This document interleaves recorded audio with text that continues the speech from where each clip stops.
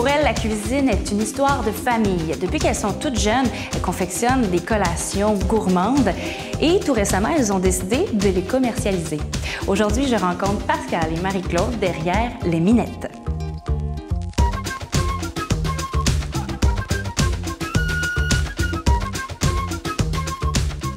Pascal, Marie-Claude des Minettes, merci d'être avec nous aujourd'hui. Vous êtes venu parler de vos produits. Mais tout d'abord, bon, les Minettes, ça ne doit pas être par hasard, hein? Vous vous êtes pas appelés comme ça d'un coup de tête, là. Non, effectivement, on se fait appeler les Minettes depuis 36 ans, en fait, par notre père. C'était le surnom qu'il nous donnait, du mot affectueux, petit mot d'amour qu'il nous donnait. Donc, et c'est le legs. Très français. Très français, oui. Oui, expression très française. Parce qu'il était français. Exactement. Et il vous a légué, bon, ses racines et aussi sa passion pour la cuisine. C'était un chef réputé, il connaissait ça. Vous avez cuisiné ensemble. Comment est-ce que cette passion-là qu'il vous a transmise transparaît dans votre entreprise? Bien, à tous les niveaux. En fait, on a lancé les Minettes. Ça faisait un bout de temps que l'idée germait dans nos têtes. On voulait pouvoir rendre honneur à ce qu'il nous avait légué, à tous les niveaux. Puis, lui, en fait, il est derrière tout. Là. Il est derrière le nom, derrière les produits, derrière qui on est, derrière ce qu'on fait, ce qu'on confectionne, derrière notre passion, en fait. C'était un chef, mais qui était aussi entrepreneur. Donc, on a vraiment grandi dans un environnement très entraîné partout. Dans tous ses projets. Il a été chef, mais il a eu sa compagnie en marketing alimentaire, son magazine et tout. Fait qu'il nous a vraiment traîné dans toutes les sphères.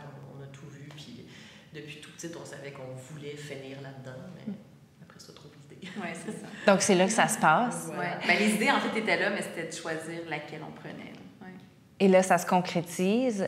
Vous avez vos produits culinaires, on peut dire de gourmandise.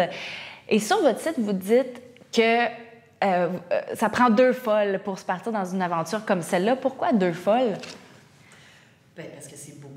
Le domaine de l'alimentation, c'est pas ce qu'il y a de plus payant, si on veut. C'est beaucoup d'heures pour moindre profit.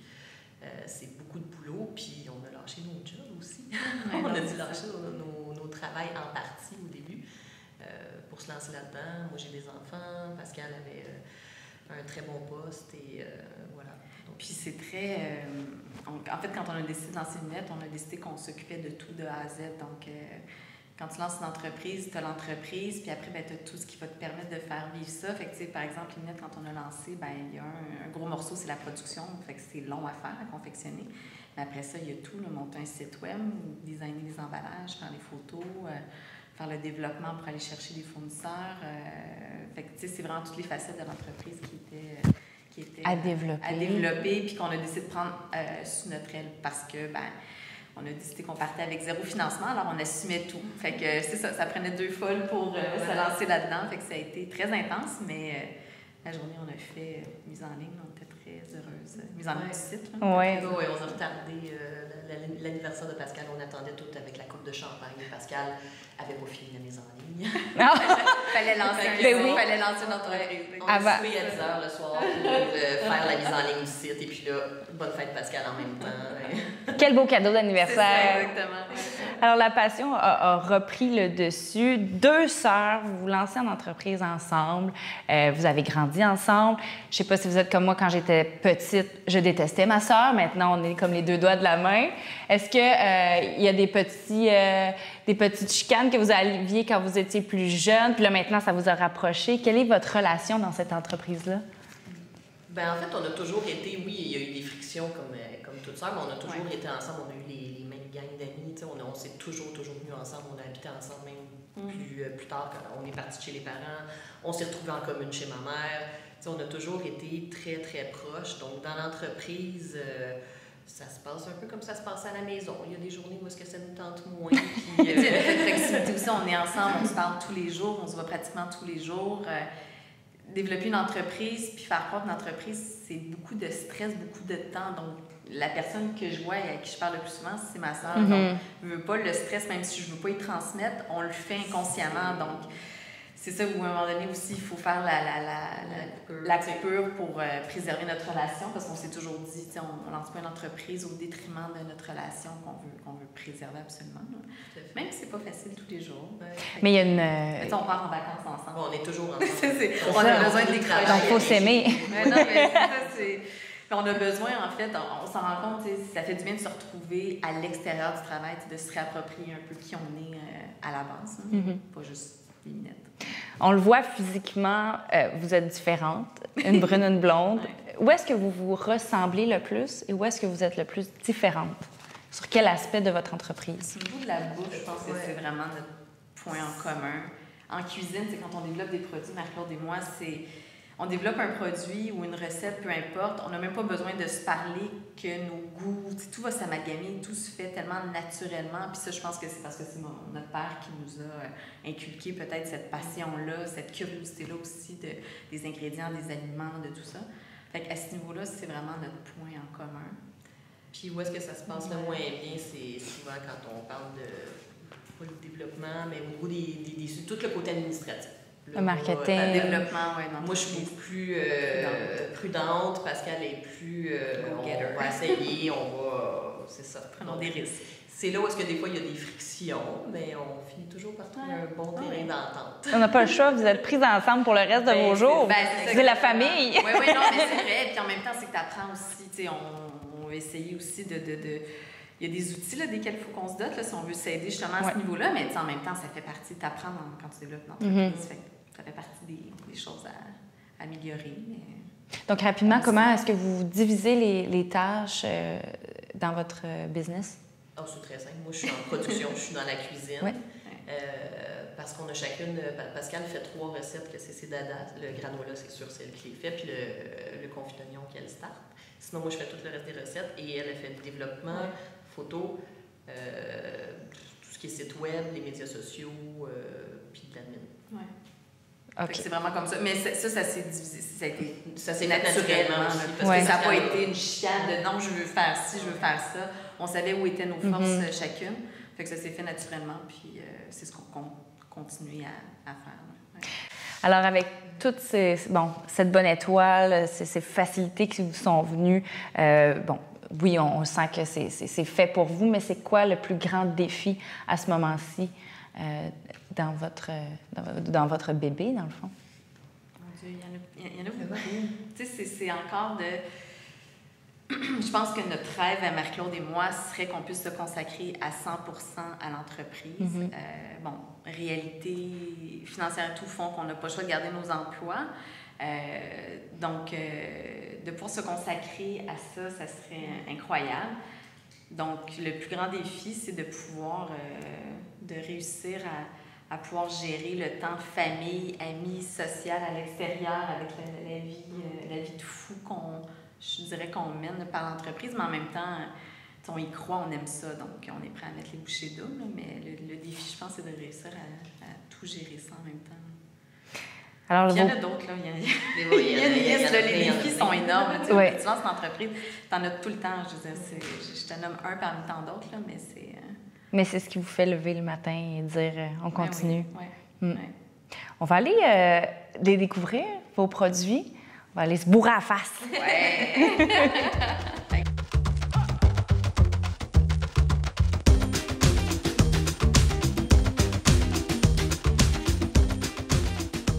Les filles, vous vous êtes attaquées à un marché qui est quand même, on peut dire, saturé. Quand vous avez lancé les minettes, les produits, est-ce que vous aviez peur de votre place dans le marché?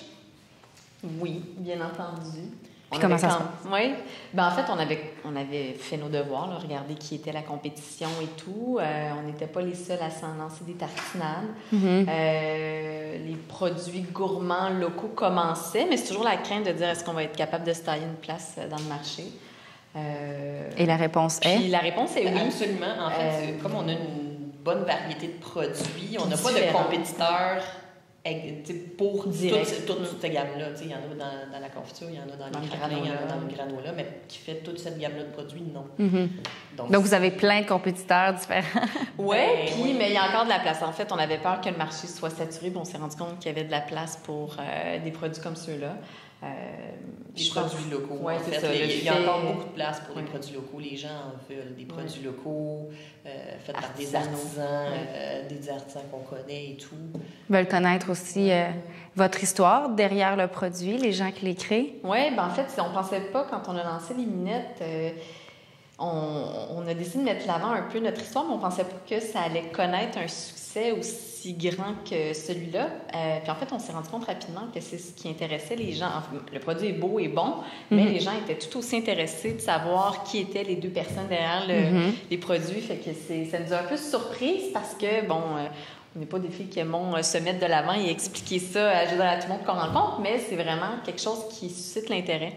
Et plus qu'on pensait. C'était assez curieux de voir ça. Ouais. Alors, vos produits, ils sont beaux, premièrement, dans un premier temps. Comment est-ce que vous avez développé la facture visuelle? En fait, on voulait quand même garder au niveau du produit, on voulait pas... on voulait un produit artisanal qui allait faire, comment je dirais, au look très naturel. Il n'y a pas de couleur sur nos emballages, c'est le papier craft, donc on voulait faire ressortir ce côté-là fait main du produit dans la simplicité. Puis on avait quand même, il y a à peu près une douzaine de produits, donc d'essayer de trouver un emballage qui va pouvoir bien englober tout, que ça soit cohérent. Exactement. Mais honnêtement, c'était un plaisir à développer l'emballage. Et Pascal étant graphiste de formation, forcément, c'est elle qui a tout fait. C'était... j'ai dû lui envoyer je ne sais pas combien de tests, mais on est rapidement arrivé au résultat qu'on voulait. Toi, tu disais oui ou non. Oui, c'est ça, exactement. Elle m'envoyait des choix, puis non, change de fonte ou quoi.